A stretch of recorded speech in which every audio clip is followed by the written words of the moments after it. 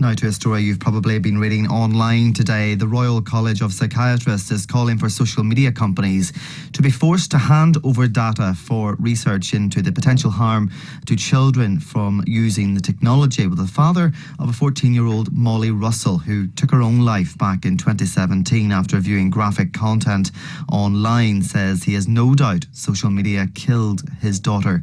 Ian Russell said there was an urgent need for action. It's extraordinary that on those platforms such content is there. I think it's happened by mistake. I think no one designed those platforms to contain those content. I think it's just where we are now. But given that's where we are, it's time to stop, reflect quickly, and then act quickly so that that dangerous, harmful online content can be removed and vulnerable youngsters can be better protected. Well, Kevin Curran is a professor of cybersecurity at Ulster University. Kevin, thanks very much for joining us today. Can these giants really be forced to hand over their data, do you think? They can be, because the Information Commissioner's Office already has fined Facebook in the wake of the Cambridge Analytica scandal. So they do have power to do this again. So this report comes as we're seeing more and more evidence of a link between social media use and poor mental health. But unfortunately, we need to get the data. We need to have longitudinal research studies examining young people at different development stages to see whether there is a causality between social media use and poor mental health. I suppose these leading psychiatrists, they're talking about the internet in more general terms, but what problems do you see if you had to really pick a few out?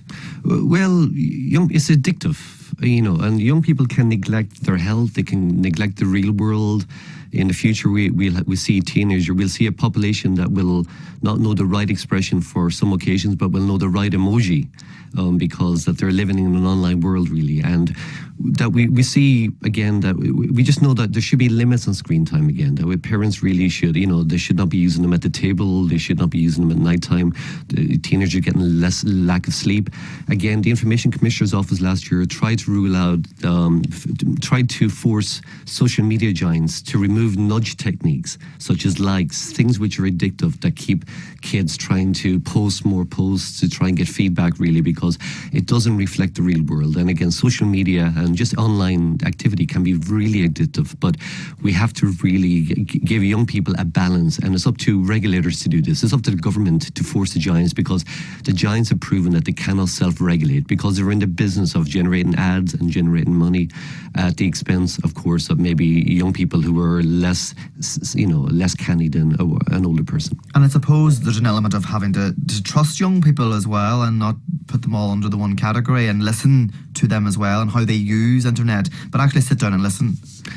Of course, yeah. And again, there's different groups again that, it's been widely recommended that young kids under 2 should not have any screen times, kids between 2 and 4, maybe 1 hour max. But again, what we find is that their tablets and phones are the great babysitter of the modern age, really. It's too easy to give young kids a phone. But again, we're in such an early development stage of the internet. We don't know the consequences in the years ahead of really allowing kids just to spend too much time, because they can be exposed to bullying, they can be exposed to pornographic images, they can be exposed to just things which we would never really want our kids to see. But again, we have to have guidelines. We have to be able to, monitor what to do and have share screen time together, but just limit the amount of time that we're giving them where we're not even watching what they do. The government has said as well that an independent regulator for online safety is being planned.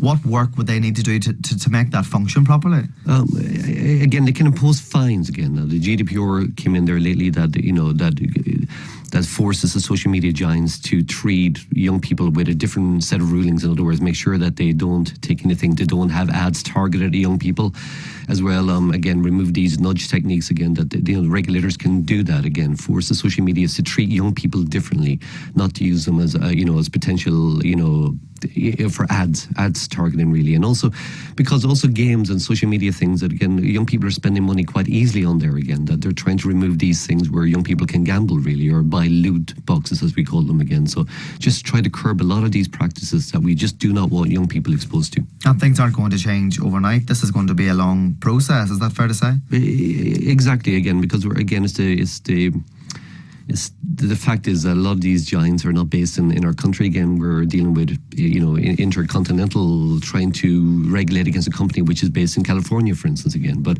again, we can do that again. And one of the things that they're trying to do is impose a 2% tax on all the tech giants for their sales again.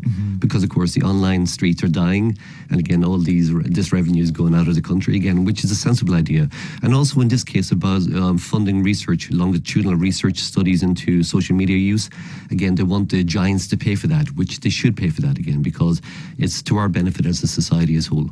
Good to get your thoughts today, Kevin. Thank you very much. That's Kevin Curran there, the Professor of Cybersecurity at Ulster University, bringing the time to 14 minutes past 1.